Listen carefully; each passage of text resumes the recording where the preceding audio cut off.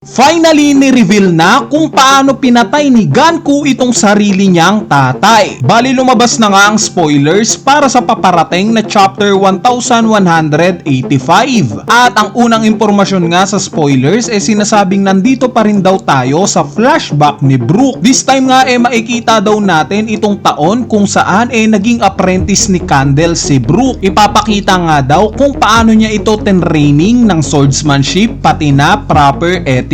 So gaya nga ng nabanggit natin sa analysis video natin, it makes sense nga na itong si Candle ang nagturo kay Brook ng swordsmanship. Since similar nga itong ginawa niyang atake sa Soul Solid na itong si Brook. Anyway, patuloy pa nga rin daw nating makikita itong mga moment ng pagkakaibigan nila Brook at Shuri. Later on nga nag-open up daw itong si Candle kay Brook na mahal daw niya si King Ruben. Pero kontento na nga daw siya as royal guard lang neto. So ngayon nga mas pinalalim pa ni Oda itong relasyon ng mga karakter nila Brook, Shuri, Candle at King Ruben. Itong apat nga na to na-establish na ni Oda na talagang magkakakonekta. Sa sumunod na impormasyon naman sinasabing may dadating daw na world government ship sa Esperia Kingdom. Sakay nga daw neto ilan sa mga celestial dragons. Pagtapos nga daw ng bisita na to ng world government agad daw nagkasakit itong si Candle. Matagal nga daw itong naging sakit niya na siyang ikinalungkot ng buong Esperia Kingdom. So bakit malungkot ang lahat? Dahil as we all know, base sa last chapter sikat na sikat nga itong si Candle. Meaning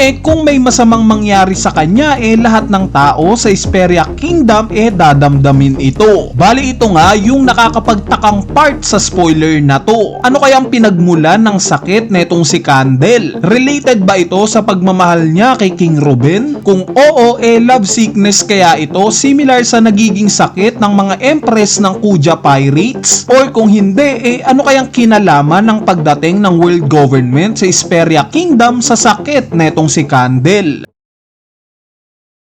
Anyway, pagkagaling nga daw ni Candle sa sakit niya, agad daw in-announce ni King Ruben yung engagement niya dito. Yes, plano ni King Ruben na pakasalan si Candle. Sa sumunod na impormasyon naman, bigla nga daw nagkaroon ng malawakang fog o hamog sa buong Esperia Kingdom. Tumagal daw ito ng ilang taon. So basically, nakakasama daw itong kumakalat na hamog. Dahil health-wise, nakakasama daw ito sa mga tao. In fact, nagkaroon nga daw ng mga sakit ang mga tao sa Esperia Kingdom dahil sa hamog na to. Itong mga musical instruments naman na pinuproduce ng Esperia Kingdom apektado rin. Since nagdudulot nga daw ng corrosion o kalawang itong hamog na to sa mga instrumento. At dahil nga sa ang pangunahing income ng Esperia Kingdom yung paggawa ng mga musical instruments, apektado nga itong ekonomiya nila. Kaya naman later on nag-collapse na daw itong buong Esperia Kingdom. Nag-collapse itong ekonomiya nila.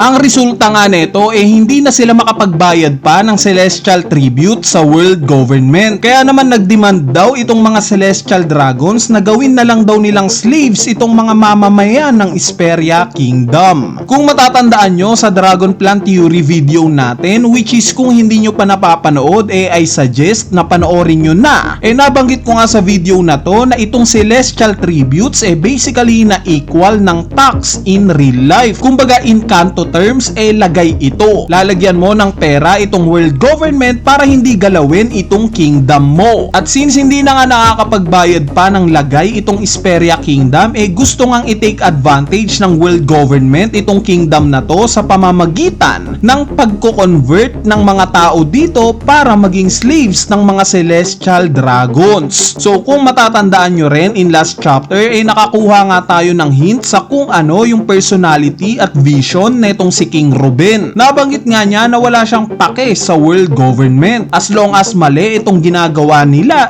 mali ito. At hindi ito pwedeng maging tama. In short, may prinsipyo itong si Ruben. May moral siya at nasa tama itong paninindigan niya. Kaya naman itong request nga ng world government na gawin na lang slaves itong mga tao ng Esperia Kingdom. Sa tingin nyo ba napapayag si Ruben dito? Syempre hindi. Gagawin niya ang lahat, mapigilan lang itong world government.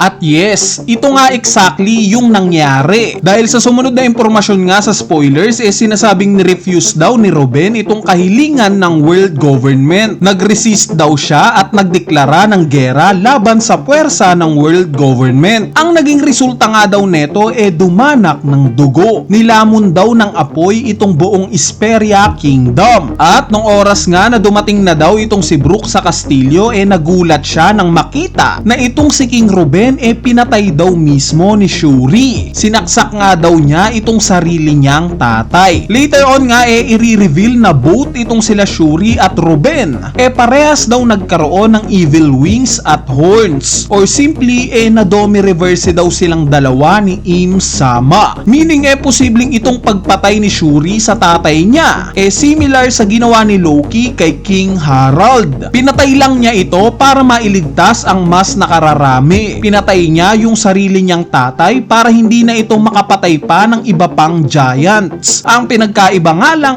pati mismo si Shuri na-dome reverse. Ngayon alam ko ang magiging tanong nyo. Nasaan si Candle sa gitna ng mga kaguluhan na to? Bali ni-reveal nga sa sumunod na impormasyon na indeed mamamatay na si Queen Candle sa chapter na to. Meaning masasaksihan natin siyang lumalaban sa huli hanggang sa mamatay na siya. Bali overall nga isa na namang flashback ni Brook itong chapter na to. Huwag nga kayong mag-alala dahil i-reveal na sa paparating na chapter na to yung nangyari kung bakit pinatay ni Ganku itong sarili niyang tatay. Meaning malapit na rin namang matapos itong flashback na to. Baka nga sa susunod na chapter yung huling part na ng flashback ni Brook at babalik na tayo sa current timeline. So base nga sa mga impormasyon sa spoilers mukhang dalawang timeline nga yung masasaksihan natin.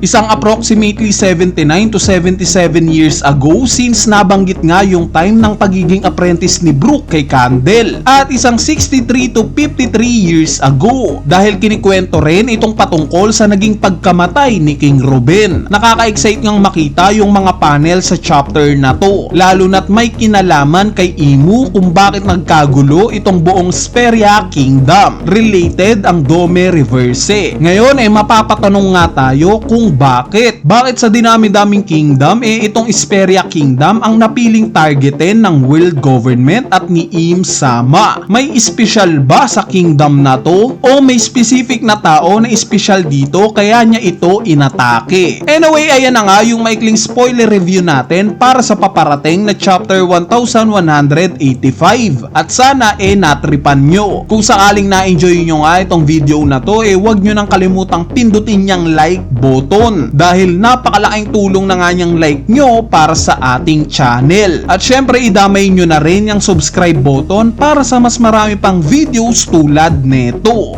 So yun lang, peace!